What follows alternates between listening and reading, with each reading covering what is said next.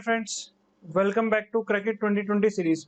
मैं राहुल। आज मैं आपको पढ़ाने जा रहा हूं फ्लाई व्हील्स, और इस पूरे फ्लाई व्हील चैप्टर को हम खत्म करेंगे 30 मिनट्स के अंदर 20 क्वेश्चंस में, जो कि हमारी क्रैकेट 2020 सीरीज का मेन मोटो है कि आपको एसएससी जेईई प्री के लिए शॉर्टेस्ट पॉसिबल टाइम में पूरा सिलेबस, जो मेन पार्ट है हमारा, जहां से क्वेश्चंस आ सकते हैं, वो सारा कवर करवा दिया जाए। आज हम पढ़ने वाले हैं fly wheels, turning movement diagram, और फ्लाई व्हील को किस तरीके से डिजाइन किया जाता है और उससे रिलेटेड कुछ क्राइटेरिया। इसके अलावा यदि किसी को पर्टिकुलरली किसी टॉपिक में या कॉन्सेप्ट में ज्यादा प्रॉब्लम आ रही हो या कोई डाउट रह जाता है, तो वो कमेंट सेक्शन में कमेंट कर सकता है, और डिस्क्रिप्शन में और वीडियो के लास्ट में मेरी ईमेल आईडी गिवन है, उस पर कॉन्टेक्ट कर सकता है। Let's start with the question number 1। Which of the following is not true about fly wheel. अब इस क्वेश्चन को करने के लिए हमें पता होना चाहिए फ्लाई व्हील क्या होता है और फ्लाई व्हील के फंक्शंस क्या होते हैं। Let's have look at the notes. Fly wheel एक रिजर्वायर की तरह काम करता है। ये साइकिल में एनर्जी को स्टोर कर रहा होता है जब हमारे पास जो पावर सप्लाई है, जो एनर्जी की सप्लाई है, वो रिक्वायरमेंट से ज्यादा है। और रिलीज कब करता है? जब हमारे पास एनर्जी की रिक्वायरमेंट बहुत ज्यादा है और पावर सप्लाई है ही नहीं या बहुत कम है, उस टाइम पे एनर्जी रिलीज करेगा। अच्छा, जब ये एनर्जी रिलीज कर रहा होता है तो क्या कर रहा है? जैसे काइनेटिक एनर्जी को रिलीज कर रहा है, तो इसकी स्पीड क्या होती चली जाती है? कम होती चली जाती है। तो स्पीड डिक्रीज होती है जब एनर्जी रिलीज करता है, स्पीड इंक्रीज होती है जब ये एनर्जी को गेन कर रहा होता है या एब्जॉर्ब कर रहा होता है। बहुत से बच्चे इस चीज में कंफ्यूज रहते हैं कि फ्लाई व्हील, उनको लग रहा होता है कि फ्लाई व्हील स्पीड को भी मेंटेन करता है, जबकि ये काम किसका होता है कि मेन स्पीड को मेंटेन करना गवर्नर का काम है। तो बस ये ध्यान रखना है अभी फिलहाल कि फ्लाई व्हील का फंक्शन नहीं होता स्पीड को मेंटेन रखना, बल्कि फ्लाई व्हील क्या करता है, जो स्पीड में फ्लक्चुएशंस है उनको कंट्रोल करता है, उनको रिड्यूस करता है। तो इन सब पॉइंट्स के बेसिस पे यहाँ पर हमारा जो करेक्ट आंसर होगा option C. Option C will be correct answer. Next question. A flywheel is not needed when. Flywheel हमें कब नहीं चाहिए होता? तो इसके लिए पता होना चाहिए कि फ्लाई व्हील हमें चाहिए कब होता है। तो भाई, फ्लाई व्हील हमें तब चाहिए होता है जब या तो हमें पावर जो मिल रही है बेसिकली वो एक ऐसे सोर्स से मिल रही है जहां पे इंटरमिटेंटली पावर डिलीवर हो रही है। जैसे आईसी इंजन में हम बात करें 4 स्ट्रोक में, तो सक्शन, कंप्रेशन और एग्जॉस्ट वाले टाइम पे कोई भी हमें पावर नहीं मिल रही होती है, सिर्फ एक्सपेंशन वाले टाइम पे पावर मिल रही होती है हमें, work done by the gas जब होता है। तो वहां पर क्या होगा कि यूनिफॉर्मली पावर मेरे को यूनिफॉर्म रेट पे चाहिए उस इंजन के थ्रू, तो वहां पर हम क्या यूज करते हैं? फ्लाई व्हील का यूज करते हैं। हम वहां भी इसका यूज कर सकते हैं जहां पावर तो हमें कांस्टेंट मिल रही हो, पावर यूनिफॉर्म रेट पे मिल रही हो, और हमें पावर चाहिए हो बिल्कुल एक शॉर्ट पॉसिबल टाइम पे, ज्यादा पावर चाहिए हो इंटरमिटेंट ऑपरेशंस के लिए। जैसे पंचिंग प्रेस हो गया, पंचिंग मशीन हो गया, रिवेटिंग मशीन हो गया, क्रशर्स हो गए। इन सब में फ्लाई व्हील क्या करता है?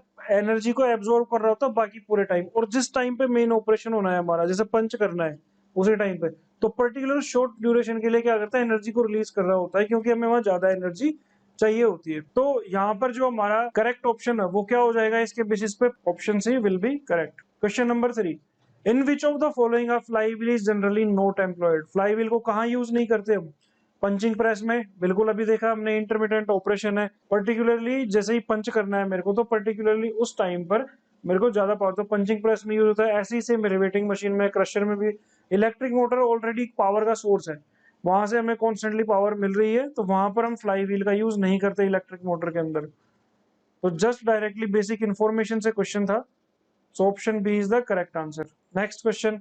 इन 4 stroke IC engine the turning movement during expansion stroke is. अब इसके लिए जानना जरूरी है कि आईसी इंजन का जो 4 स्ट्रोक है उसके लिए टर्निंग मूवमेंट क्रैंक डायग्राम कैसा होता है हमारे पास। So let's have look at the notes. ये हमारे पास टर्निंग मूवमेंट डायग्राम है फ्लाई व्हील का। अगर मैं इस डायग्राम की बात करूं, तो इस डायग्राम में हमें क्या पता चल रहा है? जो ये पोर्शन है मेरे पास 0 से लेकर पाई तक, यहाँ पर आप देख रहे हो ये सक्शन वाला है। यहाँ पर क्या होता है कि सिलेंडर के अंदर एटमोस्फेयर से कम प्रेशर है, तो क्या होता है कि गैसेस के ऊपर वर्क डन किया जा रहा है, उनको अंदर पुश किया जा रहा है सिलेंडर के लिए। तो ये कैसा हो गया? हमारा नेगेटिव वर्क डन हो गया, work done on the gases. ऐसे ही कंप्रेशन वाला जो पार्ट है हमारे पास, यहाँ पिस्टन वर्क डन कर रहा है गैस के ऊपर, तो ये भी हमारे पास नेगेटिव पार्ट हो गया। एक्सपेंशन में क्या होता है कि गैस वर्क डन कर रही है पिस्टन के ऊपर, जैसे उनका कंबशन होता है, तो ये हमें कैसा एरिया मिलने वाला है? पॉजिटिव एरिया मिलने वाला है। तो एग्जॉस्ट वाले में क्या होता है कि फिर से गैसेस के ऊपर वर्क डन किया जा रहा है पिस्टन के थ्रू, उनको बाहर निकाल दिया जा रहा है, तो ये भी नेगेटिव एरिया हो गया। तो यहाँ पे क्या करा? 4 स्ट्रोक आईसी इंजन में जो एक्सपेंशन वाला पार्ट आप देख रहे हो पूरा का पूरा पॉजिटिव है वो, थ्रू आउट द साइकिल। यहाँ पे पॉजिटिव वर्क डन हमें मिल रहा है, तो ये क्या हो जाएगा answer? Correct option is B, positive throughout. यहाँ पे इंटरेस्टिंगली एक पॉइंट और देख सकते हैं हम लोग, एक कॉन्सेप्ट आता है कि टी मीन वाली जो लाइन है, इसके ऊपर जितने भी एरियाज हैं और इसके नीचे जितने भी एरियाज हैं, उसमें पूरा एरिया कवर हो जाएगा आपका, ये वाला एरिया और ये वाला। ये इस तरह से होती है T mean line, mean torque line, कि इसके ऊपर का एरिया और इसके नीचे के एरिया, इन दोनों का सम क्या होना चाहिए? इक्वल होना चाहिए। Next question, question number 5, determine the maximum fluctuation of energy for the following turning movement diagram of petrol engine. Petrol engine का हमें ये टर्निंग मूवमेंट डायग्राम दिया हुआ है, 1 mm बोला हुआ है, 5 न्यूटन मीटर, और क्रैंक एंगल 1 mm है 1 डिग्री का। तो इसे 1 डिग्री में कितने रेडियन होते हैं हमारे पास? पाई बाय 180 रेडियन है। ये बात ध्यान रखना हमेशा, जब भी एंगल हमारे पास यूज किया जाएगा वो कैसे यूज किया जाएगा? रेडियंस में यूज किया जाएगा। बिना ट्रिग्नोमेट्रिक फंक्शंस के कोई अगर एंगल होता है तो किस में यूज करना होता है? हमेशा वो रेडियंस में यूज करना होता है। तो यहाँ पे 1 mm स्क्वायर, 1 mm स्क्वायर कितना हो जाएगा हमारे पास? 5 न्यूटन मीटर 1 mm, और 1 mm means pi by 180 radian. तो हो गया हमारे पास pi by 36 joule. 1 mm square equal to pi by 36 joule. तो पहले एनर्जी कैलकुलेट कर लेते हैं, हर एक पॉइंट पे कितनी एनर्जी है, तभी हम मैक्सिमम फ्लक्चुएशन ऑफ एनर्जी बता पाएंगे। मैक्सिमम फ्लक्चुएशन ऑफ एनर्जी क्या होगा हमारे पास, कि मैक्सिमम एनर्जी किस पॉइंट पर कितनी है और मिनिमम कितनी है, दोनों के बीच में जो डिफरेंस होगा वो होगा मैक्सिमम फ्लक्चुएशन ऑफ एनर्जी। अच्छा, अभी हमने देखा था कि जो मीन टॉर्क लाइन है, इसके ऊपर जितने भी एरियाज है सारे पॉजिटिव, नीचे वाले सारे नेगेटिव। सब पॉजिटिव का सम किसके बराबर होगा? नेगेटिव के सम के बराबर होगा, तभी एनर्जी कंजर्वेशन सेटिस्फाई भी हो पाएगा। चलिए इस क्वेश्चन को करते हैं। पॉइंट ए पर मान लेते हैं कि एनर्जी ई है हमारे पास, पॉइंट बी पर कितनी एनर्जी हो जाएगी? ई प्लस 318, है ना? पॉजिटिव एनर्जी ऐड हो गई है। ए पॉइंट पर इसने एनर्जी एब्जॉर्व करी 318 mm स्क्वायर के बराबर। पॉइंट बी पे आया, पॉइंट बी पर इसकी कोरेस्पॉन्डिंग स्पीड भी बढ़ चुकी होगी। अब क्या होगा? ये नेगेटिव एनर्जी है इधर हमारे पास, नेगेटिव 708, तो 708 इसमें से माइनस कर देंगे हम लोग, तो एनर्जी एट सी कितना हो जाएगा हमारे पास? ई प्लस 318 माइनस 708 कितना हो गया? E minus 390। Eight point D की मैं बात करूं तो 40 और ऐड कर देंगे, ई माइनस 390 प्लस 40, तो एनर्जी कितनी होगी हमारे पास? E minus 350। पॉइंट ई पर निकाल लेंगे, इसके बाद कितनी होगी? ई माइनस 350, डी से आई है एनर्जी, और ई पर माइनस 340 और हो जाएगा। सो ये एनर्जी हो गई टोटल हमारे पास ई माइनस 690। पॉइंट एफ की बात करें तो 960 पॉजिटिव एनर्जी है, ये और ऐड हो जाएगी इसमें, ई माइनस 690 प्लस 960 कितना हो गया हमारे पास? ई प्लस, इसमें से इसको माइनस कर देते हैं हम लोग, 16 माइनस 9 7, तो बन जाएगी हमारे पास 270। और एनर्जी एट जी कितना होगा? ई प्लस 270, इसमें 270 और माइनस कर दो, कितना आ गया हमारे पास? ई आ गया। और एक इसके इक्वल होगी जो एनर्जी ए पर थी। तो जी पॉइंट और ए पॉइंट क्या है? सेम, मतलब एक साइकिल हमारी जी पॉइंट पे खत्म हो गई, फिर वापस ए से यही स्टार्ट हो जाएगा। तो एक कंप्लीट साइकिल है। इस कंप्लीट साइकिल में अगर मैं सबसे ज्यादा एनर्जी बोलूं तो वो कहाँ मिल रही है? बी पॉइंट पर, ई प्लस 318। इससे ज्यादा एनर्जी कहीं पे भी नहीं है, देख लो। और सबसे मिनिमम एनर्जी हमें कहाँ पे मिलने जा रही है? वो है ई माइनस 690 एट पॉइंट ई पर, यहाँ पर मिनिमम एनर्जी है। तो जिस पॉइंट पर मैक्सिमम एनर्जी है वो पॉइंट क्या हो गया हमारा? मैक्सिमम स्पीड का पॉइंट हो जाता है। और जहां पर मिनिमम एनर्जी है पूरे साइकिल में, वो मिनिमम स्पीड का पॉइंट हो जाएगा। अगर मैक्सिमम स्पीड और मिनिमम स्पीड का डिफरेंस आएगा तो क्या बोलेंगे उसको? Maximum fluctuation of speed. और मैक्सिमम एनर्जी और मिनिमम एनर्जी का जो डिफरेंस होगा उसको क्या बोलेंगे हम लोग? Maximum fluctuation of energy, delta ई। तो डेल्टा ई कितना हो गया हमारे पास? मैक्सिमम एनर्जी ई प्लस 318, और मिनिमम एनर्जी कितना है? E minus 690। इनका डिफरेंस करेंगे तो क्या ई से ही कैंसिल आउट हो जाएगा, माइनस 690 बाहर माइनस है, प्लस हो जाएगा 690 एंड 318 कितना आ गया? 1008। ये आ गया डेल्टा ई, बट ये आया एम एम स्क्वायर में, हमें आंसर बताना है जूल में। तो 1 mm स्क्वायर में कितना जूल होता है? अभी निकाला था हमने, पाई बाय 36। सो डेल्टा ई कितना हो जाएगा? ये हो जाएगा 1008 इंटू पाई डिवाइड बाय 36। 9 4 जा 36, 9 1 जा 9, 9 1 जा 9, 9 2 जा 18, 4 से 112 हो जाएगा, 4 1 जा 4 2 जा 8 एंड 4 8 जा 32। तो आ गया 28 पाई। तो 28 पाई की वैल्यू 22/7, 7 4 जा 28, 22 4 जा 88 जूल। तो हमारा आंसर क्या हो गया कि यहाँ पे फ्लक्चुएशन ऑफ एनर्जी कितना होगा, मैक्सिमम 88 जूल के इक्वल होगा। So correct option will be B. तो डायग्राम देख के आपको समझ में आया कि कहाँ पर हमारे पास मैक्सिमम एनर्जी का पॉइंट होगा, कहाँ मिनिमम का होगा।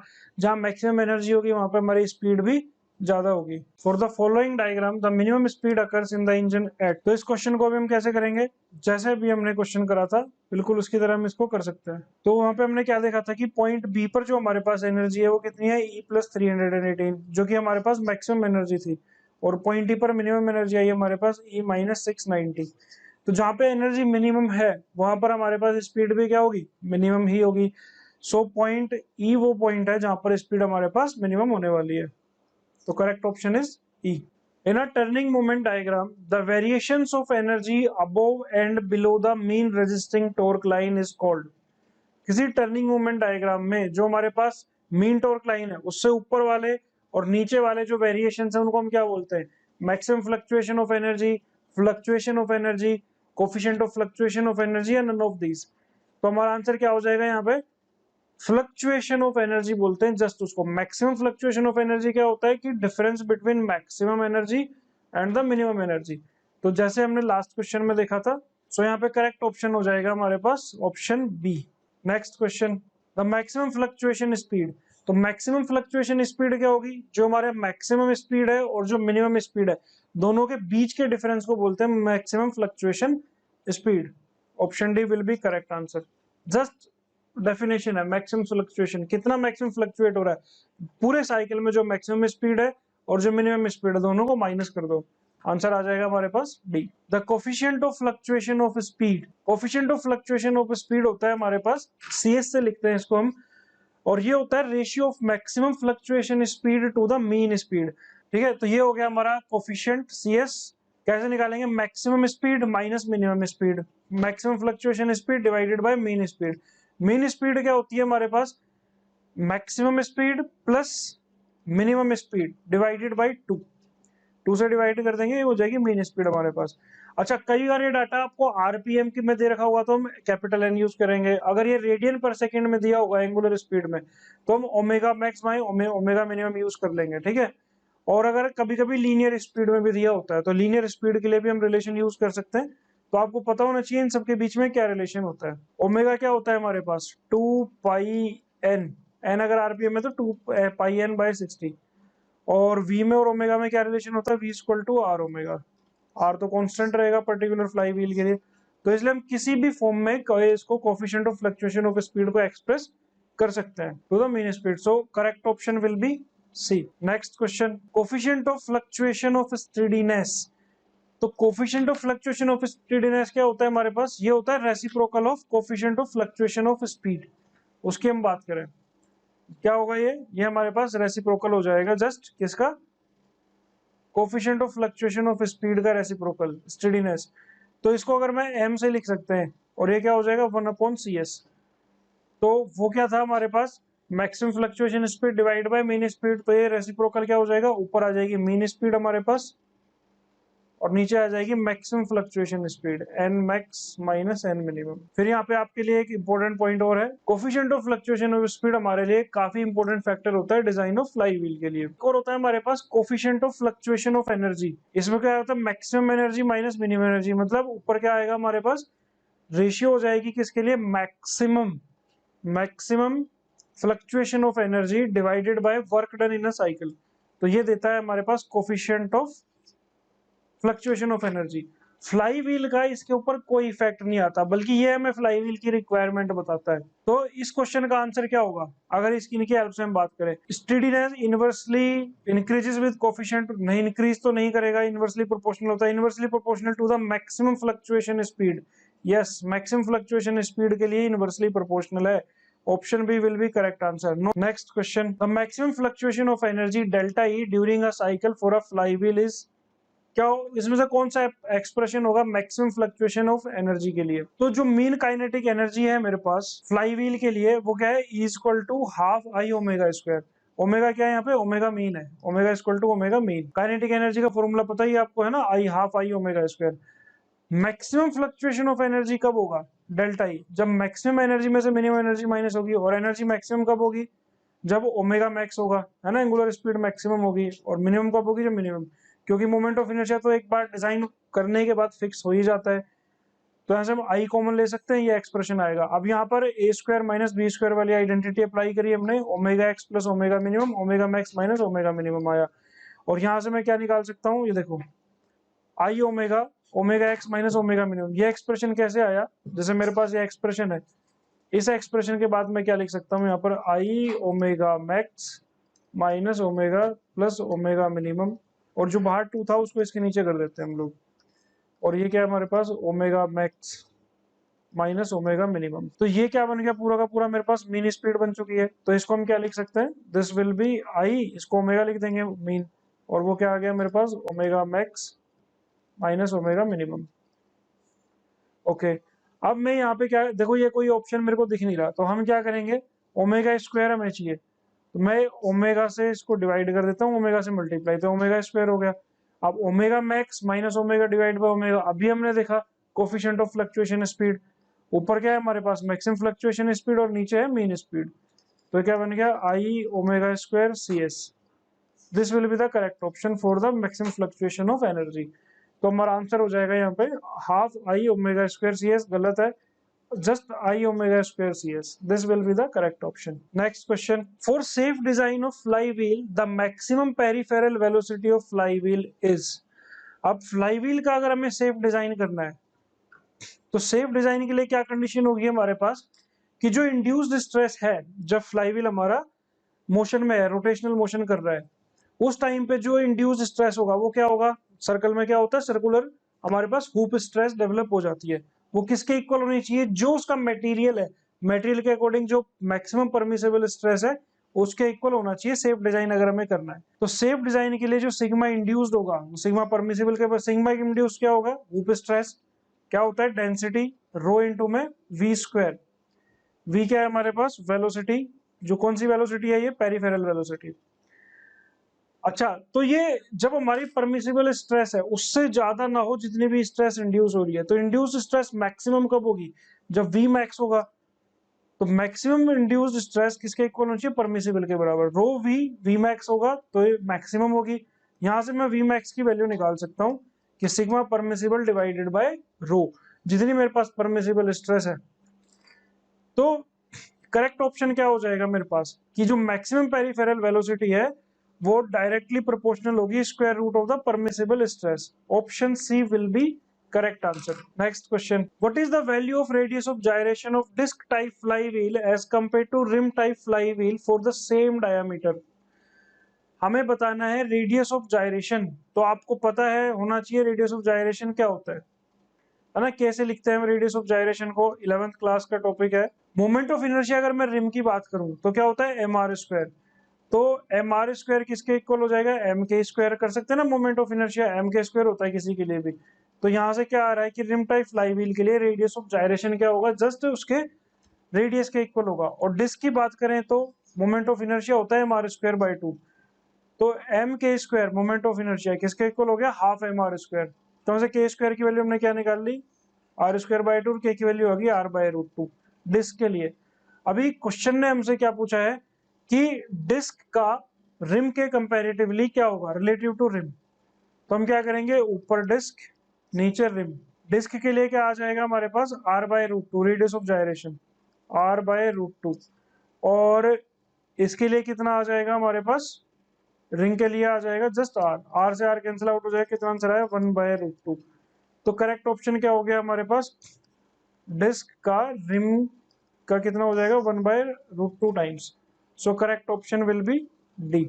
Next question, for the positive loop in the turning moment diagram of a single cylinder double acting steam engine, the ratio of speeds of the flywheel at the beginning and at the end is which one of the following। तो इसके लिए हमें पता होना चाहिए कि single cylinder double acting steam engine का turning moment diagram क्या होता है। तो इसके लिए टर्निंग मोमेंट डायग्राम ये रहा आपके पास, टर्निंग मोमेंट डायग्राम। अच्छा, अब देखो इस डायग्राम को हम समझते हैं। ये वाली जो लाइन है हमारे पास, ये जो लाइन है A B C D E F, ये हमारे पास मीन टॉर्क लाइन हो गई। अब इस पॉइंट की बात करते हैं, देखो पॉइंट बी, पॉइंट बी पे क्या होगा, एनर्जी एब्जॉर्ब करनी इसने स्टार्ट कर दी, एनर्जी एब्जॉर्ब कर रहा है, यहाँ पे एनर्जी अगर ई है तो पॉइंट सी पर क्या होगा, इतनी एनर्जी एब्जॉर्ब करने के बाद मैक्सिमम एनर्जी हो चुकी होगी, अब ये इसको रिलीज करता रहेगा थ्रू आउट दिस टाइम, फिर डीपर एनर्जी होगी कुछ और इसके पास, फिर क्या करेगा, फिर एनर्जी एब्जॉर्ब करेगा और ई पॉइंट पे मैक्सिमम एनर्जी होगी इसके पास। तो इसने कहा है कि ratio of speed of the flywheel at the beginning and at the end is, तो मिनिमम एनर्जी है बिगिनिंग पर, ई बी क्या हो गया हमारे पास, मिनिमम एनर्जी, उसके बाद इसने एनर्जी एब्जॉर्ब करी, फिर रिलीज करी, और फिर डी पॉइंट से यहाँ पर ई तक क्या एनर्जी को एब्जॉर्ब कर रहा है, तो ई पर जो एनर्जी है वो एनर्जी क्या है, ज्यादा है बी से, तो E B divided by E, energy क्या हो जाएगा, बी पर क्या है, मिनिमम एनर्जी है, और ई पर हमारे पास मैक्सिमम है, minimum by maximum less than 1 हो जाएगा आंसर हमारे पास। So correct answer is less than unity, तो ये रेशियो आएगी। क्लियर हुआ? Next question, flywheel releases energy during those period of crank rotation when, अब फ्लाईव्हील एनर्जी रिलीज कब कर रहा होगा हमारे पास, जब ट्विस्टिंग मूवमेंट ग्रेटर होगा रेजिस्टिंग से, ट्विस्टिंग मूवमेंट इक्वल होगा रेजिस्टिंग मूवमेंट के, ट्विस्टिंग मूवमेंट कम होगा रेजिस्टिंग मूवमेंट से, तो जो हमारा ट्विस्टिंग मूवमेंट है बेसिकली टर्निंग, वो अगर कम रह जाएगा जितना रिक्वायर्ड है, जितना रेजिस्टिंग है, तो उस टाइम पे क्या होगा, फ्लाईव्हील को एनर्जी सप्लाई करनी पड़ेगी, मतलब जब एनर्जी हमारे पास सप्लाइड कम है, रिक्वायरमेंट ज्यादा है, तो एनर्जी को रिलीज करेगा।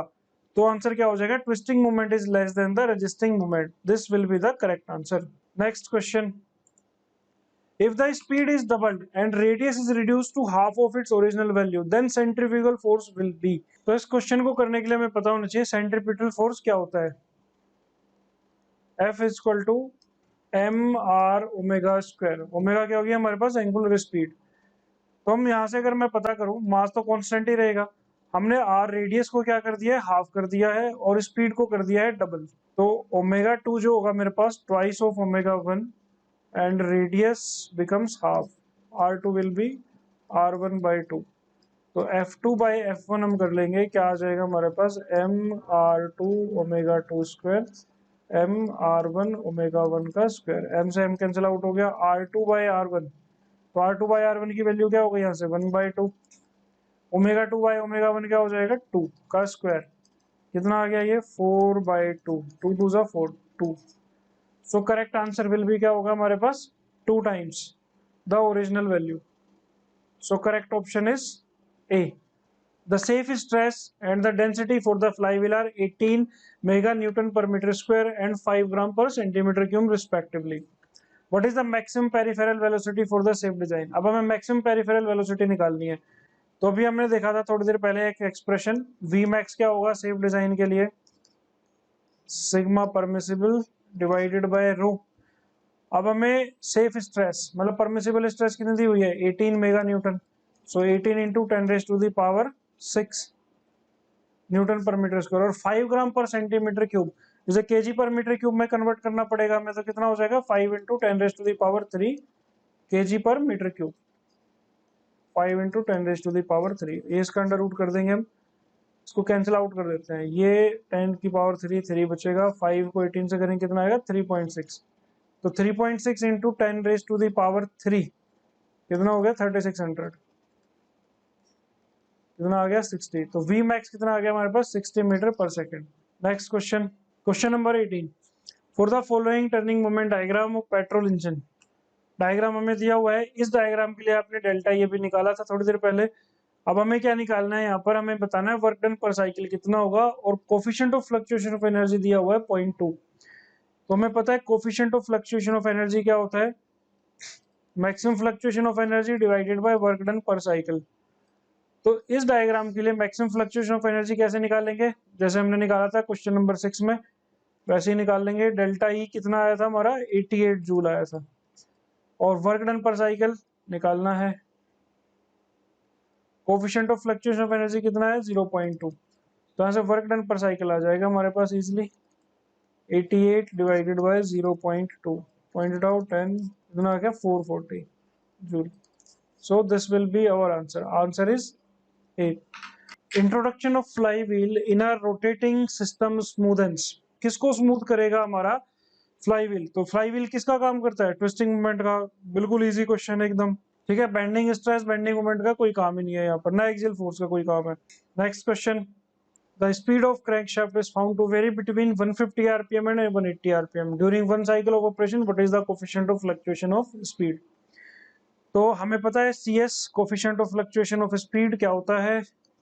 CS हो जाएगा n max minus n minimum divided by n mean. तो मैक्सिमम स्पीड कितनी है हमारे पास 180, मिनिमम 150 और मीन स्पीड क्या होगा कि दोनों मैक्सिमम मिनिमम स्पीड को ऐड करके 2 से डिवाइड कर दो, तो आंसर आ जाएगा ऊपर 30 और नीचे हो जाएगा 330 डिवाइड बाय 2 दैट इज 165। किससे कैंसिल आउट कर सकते हैं? 3 से 5 जा 5 जा 5 2 जा 5 1 जा, सो 2/11। 2/11 कितना होगा हमारे पास? 0.20। 11 1 जा 11, 90, 11 8 जा 0.18। Correct option is B. So friends, ये थे हमारे पास 20 क्वेश्चंस फ्लाईव्हील को लेकर के। इसमें से कुछ क्वेश्चंस ऐसे हो सकते हैं जो पेपर में देखने को भी मिल सकते हैं एसएससी जेईई वाले में आपको। इसके अलावा यदि अगर आपको डिटेल में कुछ जानना हो, कोई डाउट्स हो, कुछ पूछना हो तो कमेंट सेक्शन में आप कमेंट कर सकते हैं। मेरी मेल आईडी गिवन है डिस्क्रिप्शन से, वीडियो के लास्ट में भी गिवन है, तो आप उस पर मुझसे कांटेक्ट कर सकते हैं। और पर्टिकुलरली अगर किसी टॉपिक पे आपको वीडियो चाहिए तो वो वीडियो शॉर्टेस्ट पॉसिबल टाइम में आपको प्रोवाइड कराई जाएगी। नेक्स्ट क्लास में मैं आपको कराने वाला हूँ गवर्नर्स, और उसको भी 30 मिनट्स के अंदर हम खत्म करेंगे, गवर्नर्स और उनकी क्लासिफिकेशंस और उनके फंक्शंस को।